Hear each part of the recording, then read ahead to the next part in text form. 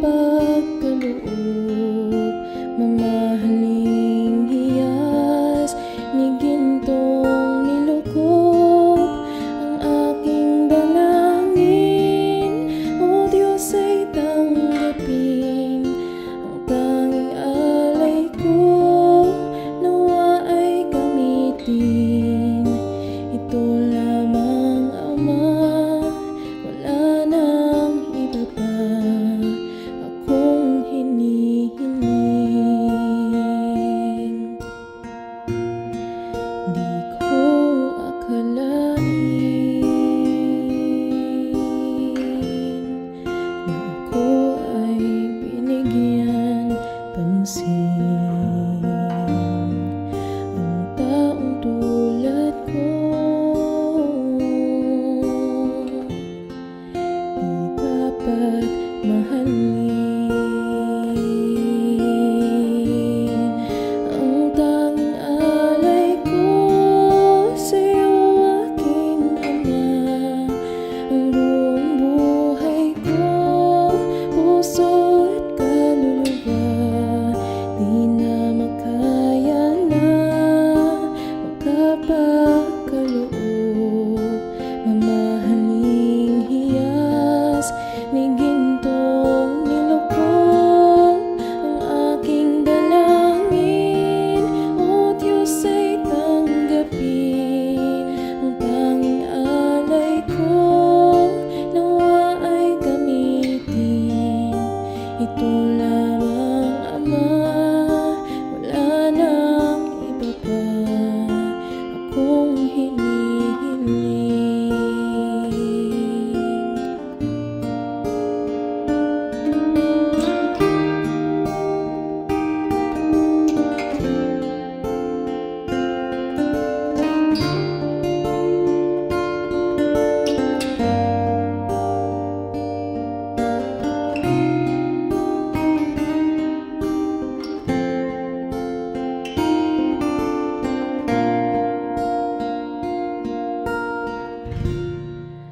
Aking hinihintay ang iyong pagbabalik, Jesus. Ang akapiling ka ay ligayang lubos. Ang tanging alay ko sa'yo, aking Ama. Ang buong buhay ko, puso at kaluluwa, di na makaya na makapagkaloob, mamahaling hiyas ni gintong nilukop ang aking dalangin. O Diyos ay tanggapin ang tanging alay ko, nawa ay gamitin ito lamang, Ama. Wala nang iba pa akong hinihiling.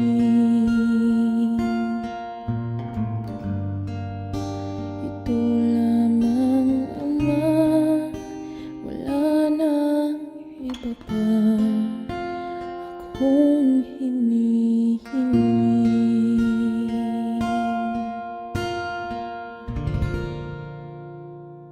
Magandang gabi mga kapatid. Muli na naman tayong mag-uusap tungkol sa salita ng Diyos. Napapanahon na palagi tayong magbulay ng salita ng Diyos sapagkat sa kasalukuyan ito yung pinakamabisa nating mapagkukunan ng lakas ng loob at pag-asa sa mga nangyayari sa ating kapaligiran. Bagong lahat, tayo muna ay manalangin. Banal at dakilang Diyos, Ikaw ang tanging pag-asa namin. Sa gabing ito, muli kaming mag-aaral ng iyong salita. Tulungan mo kaming makaunawa, linisin mo ang aming puso at isip, at bigyan mo kami ng karunungan upang naisin namin na pag-aralan at unawain ang iyong mga salita na siyang tunay na magbibigay sa amin ng lakas ng loob, ng pagkasa, ng pagtitiwala sa iyo. Samahan mo kaming lahat at gawin din ang iyong lingkod na mangunguna. Nawa ay ang iyong banal na espiritu ang maranasan naming nangungusap sa aming lahat sa maikling oras na aming igugugol sa pag-aaral na ito. Salamat po. Ito po ang aming panalangin. Amen. Basahin po natin yung mga talata sa Biblia na babatayan natin ang ating mensahe. Dito po sa Aklat ni Job, Kabanatang 38 hanggang mula talatang 1 hanggang 8. Job, Kabanatang 38, talatang 1 hanggang 8. Ang tugon ng Diyos kay Job. Sa gitna ng nag-aalimpuyong bagyo, ganito ang sinabi ng Diyos kay Job. Sino kang mag-aalinlangan sa aking kaalaman? Lalo lamang lumilitaw ang iyong kamangmangan. Tumindig ka riyan at magpakalalaki, tanong ko'y sagutin. Ikaw ay magsabi, ikaw ba ay tao na nang gawin ko ang mundo?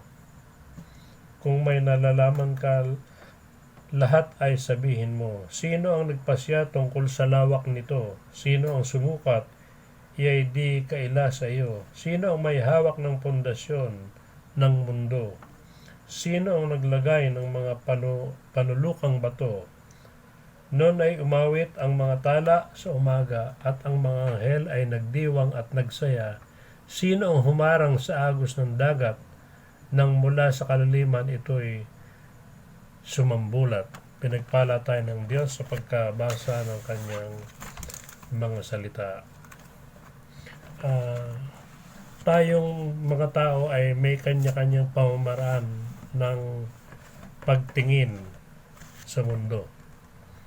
Ang mga photographer halimbawa, ang mga manunulat, ang mga pintor, ang mga makata o manunula, ang mga nagdodokumentaryo,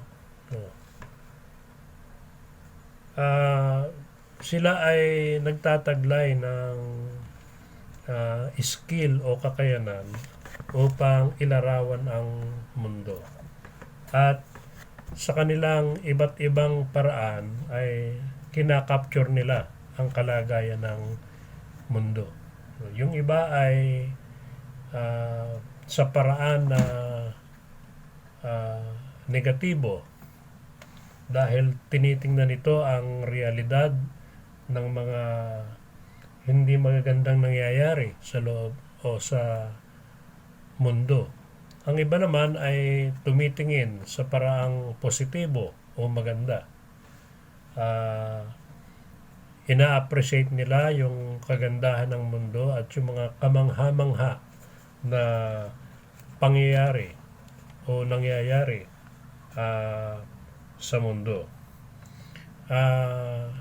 Tayo bilang mga mananampalataya, ano kaya ang ating pagtingin sa mundo? Paano kaya nakakatulong yung ating pagkakilala kay Kristo upang makita natin ang mundo sa paraan na kalugod-lugod sa Diyos, sa paraan na magbibigay ng kapurihan sa Diyos. Kung mayroong tao na may dahilan para mag-focus dun sa mga mali, sa mga hindi magagandang pangyayari sa mundo, siguro yun ay si Job, no? Sapagkat mababasa natin sa aklat ni Job kung ano ang kanyang sinapit na kasawian sa kabila ng siya ay tapat at mabuting lingkod ng Diyos. At lalo pa ngang naging masakit ang lahat sapagkat kahit ang kanyang mga mahal sa buhay, ang kanyang mga kaibigan, lahat sila ay naging laban sa kanya. At katunayan ay binubuyo pa nila siya.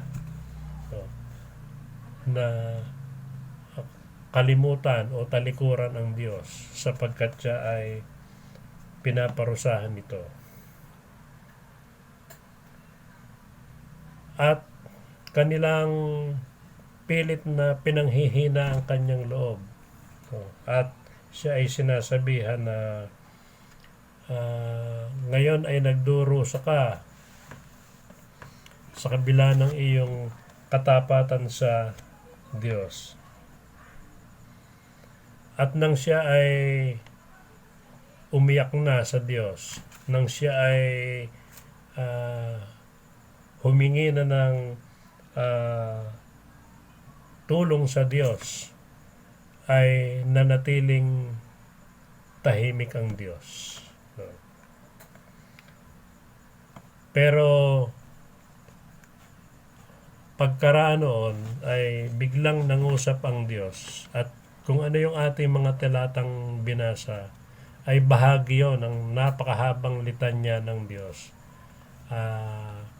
na sinasabi kay Job kung gaano kung ano ang kanyang kayang gawin at ano naman ang hindi kayang gawin ni Job.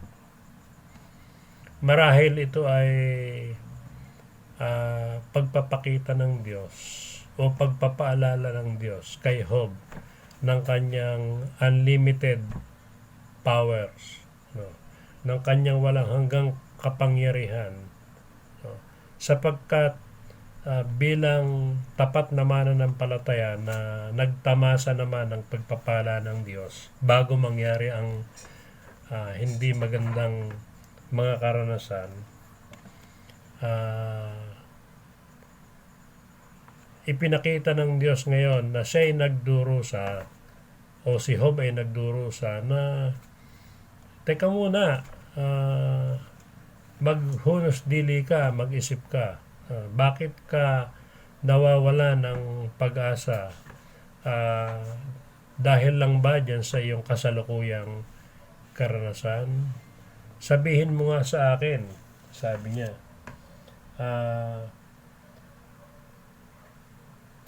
ikaw ba ay tao na nang lalangin ko ang mundo? No. At marami pang iba. Siguro pwede nating bigyan ng maliit na comparison ang kasalukuyang nangyayari sa atin, sa ating mundo. No. Mula nung 1908 yata yun, nung magkaroon ng pandemic, huling pandemic, ngayon lamang uli ito na ulit. No. At sa bansang Espanya daw noon ay napakarami ng namatay. 1908, tapos fast forward sa 2021. Nalimutan na natin yon, hindi tayo handa doon, at napakalaki ng naging pagbabago sa ating buhay. Napakahirap sapagkat nasanay tayo sa isang malayang pagkilos, nasanay tayo na kahit anong gusto natin gawin ay gagawin natin. Pero ngayon, tayo ay restricted sa maraming bagay. At dahil dyan, naging mahirap ang buhay, naging mapanganib ang pagkilos.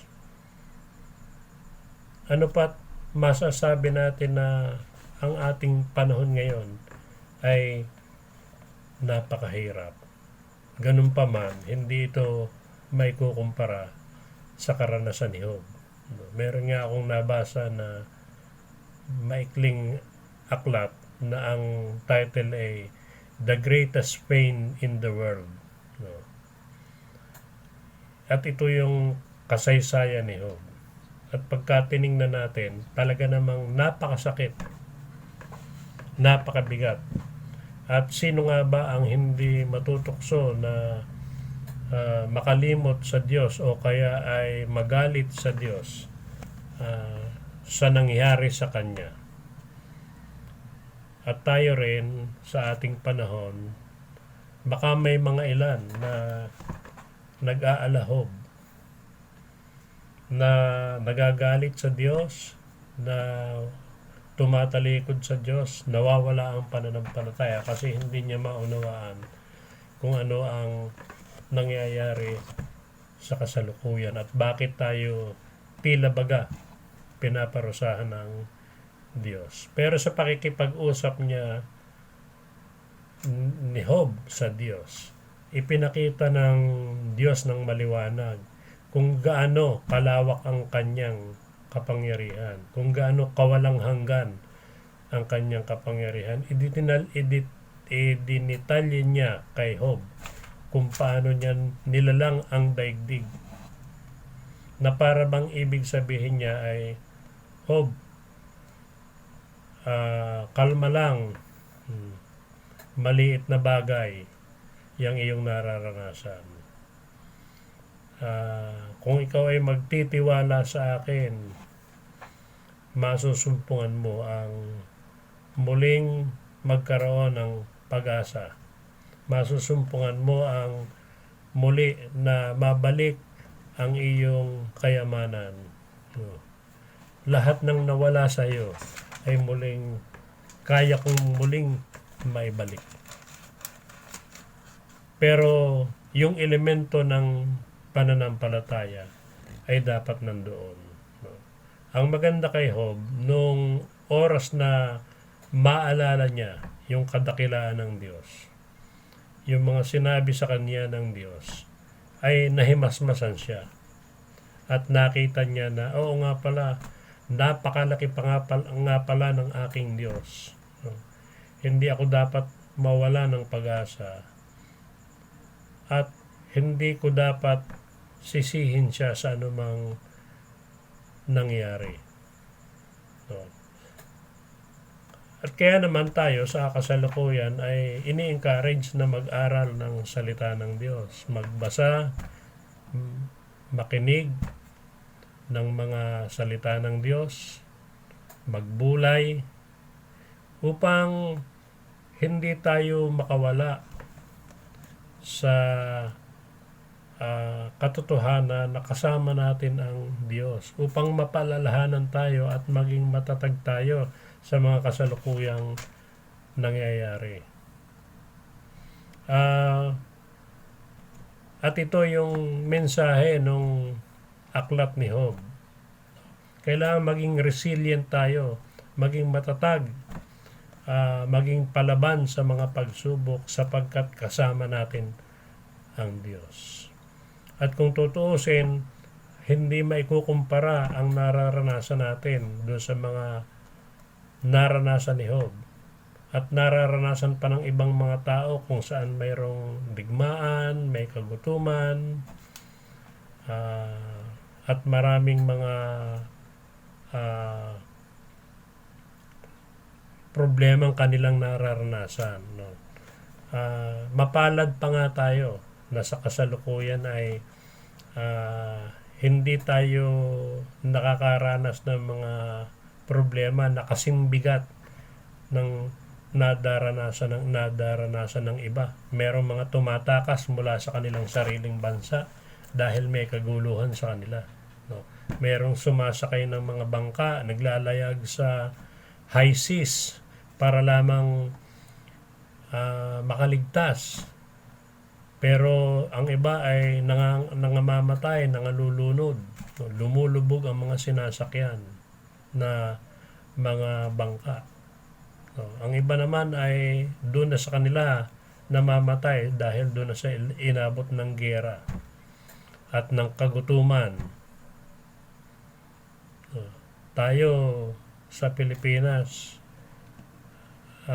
mapalad pa rin sapagkat sa kabila ng mga problemang meron tayo bunga ng COVID at ng iba pang mga problema, ay tayo nakakasurvive. Nagigising tayo sa umaga, may pagkain sa hapag, at mayroong pagkakataon para magbulay ng salita ng Diyos at i-enjoy, danasin yung pagpapala ng Diyos at maranasan yung assurance ng Diyos sa pamamagitan ng ating pag-aaral ng kanyang salita at lalo na sa ating mga gawain ng pagsamba. Kaya sino tayo sa ngayon upang magtampo sa Diyos? Sino tayo para isisi ang lahat sa makapangyarihang Diyos? Katulad ni Job, dapat ay madali nating ma-realize at masumpungan sa ating puso na mabuti nga pala ang Diyos at walang hanggan ang kanyang kapangyarihan. Hindi niya tayo pababayaan. No? Ang kailangan lamang nga pala ay magtiwala. At kung nais natin na mangyari sa atin yung nangyari kay Job sa dulo ng istorya, lalo siyang yumaman, yung mga namatay niyang mga mahal sa buhay ay napalitan sapagkat muli siyang nagkaasawa at nagkaanak, at lalong lumaganap ang kanyang kayamanan. Huwag tayong mag-focus dun sa kayamanan, pero mag-focus tayo dun sa kayang gawin ng Diyos sa ating buhay, sa kabila ng ating mga nararanasan sa buhay. Hindi lamang ang pandemic, kundi ang mga personal na hamon na mayroon tayo. Patuloy tayong magtiwala, manalangin. Pero sa ating pananalangin, hindi pwedeng wala tayong gagawin. No?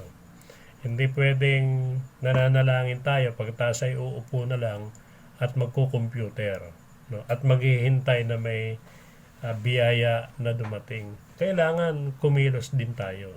Kailangan ay humingi tayo ng kakayanan sa Diyos upang magkaroon tayo ng pagkakataon na humakbang, pasulong at harapin ang problema. Sa ganitong paraan, natin makakamtan ang tulong niya. Ngunit kailangan din na sa paghakbang natin pasulong ay maging kaaya-aya sa Diyos ang ating buhay. Kahit tayo nahihirapan, hindi dapat maging dahilan yon para tayo lumabag sa kanyang kalooban. Manatili tayo sa ating pagiging tapat sa Diyos. Hingi natin ang kakayanan sa Kanya upang mapagtagumpayan natin yung ating mga kahinaan. At masusumpong natin, mga kapatid, na ang Diyos ay tutugon wonderfully. No? Mamamangha tayo sa kanyang tugon sa atin kapag nanatili tayo sa ating katapatan sa Kanya. Ngayong panahon ng COVID, hindi pa rin natin alam kung kailan ito matatapos kahit may bakuna na. Sa Pilipinas, masyado ng huli ang pagdating ng mga bakuna. Sa maraming bansa ay iniroll out na ang pagbabakuna at pati ang mga klinika, mga iba't ibang mga pagamutan ay binigyan na ng pagkakataon upang magbakuna. Sa atin, piling-pili pa lang kung sino ang uunahin sapagkat ang mga dumarating pa lang ay ang mga donasyong bakuna. At tayo ay patuloy na natatakot. Ganun pa man, magtiwala tayo sa Diyos habang hindi pa ito dumarating. Pero, gawin natin ang ating tungkulin upang maging responsable, upang maingatan natin hindi lamang ang ating sarili, kundi ang ating mahal sa buhay at mga kababayan. Hindi pwedeng nananalangin tayo na tayo pag-adya, pero hindi tayo sumusunod sa protocol. No. Kailangan ipakita natin ang ating pagiging responsableng mamamayan. At ito ay nagre-reflect sa ating pagiging tapat na mananampalataya na tagasunod ng Diyos. Sa mga simpleng paraan na ito ay makakamta natin ang kamanghamanghang katugunan ng Diyos. At ako'y naniniwala na isang araw, kapag ginawa natin ang ating tungkulin sa Diyos ng may katapatan, magigising tayo na maayos na ang lahat. sapagkat winakasan ng Diyos ang mga problema, mga pasanin natin. Personal man yan o pamdaigdig na problema.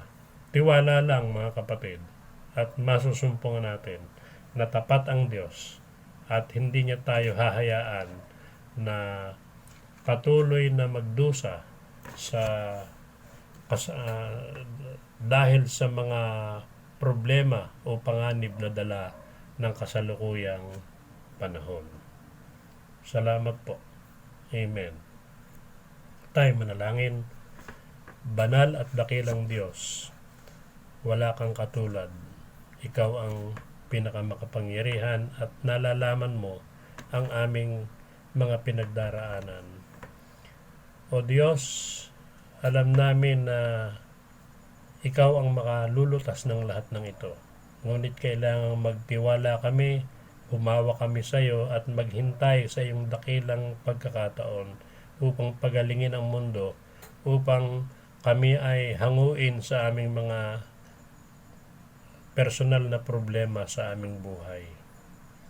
Salamat po sa pagkakataon para mag-aral ng iyong salita upang kami lumakas ang loob at mapaalalahanan kami ng iyong kadakilaan. Patawad po dahil nagkukulang kami, lumilihis kami ng landas at nagiging pagkakataon nito ng kaaway upang kami ay ilayo sa iyo.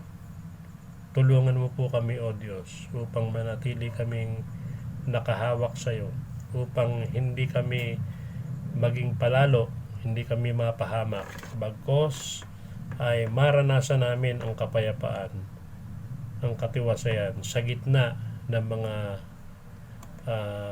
problemang ito na nararanasan namin sa aming buhay. Iyo pong pagalingin na ang mundo, iyo na ring pasukin ang puso ng mga tao upang ang mga kasalanan na aming nagagawa ay mawala, at nang sa ganon mawala rin ang mga kabulukang nangyayari sa mundo. Marami pong salamat, pagpalain mo kaming lahat. Ito ang aming panalangin, ito ang aming hinihiling sa tanging pangalan ni Jesus na aming Panginoon at Tagapagligtas. Amen.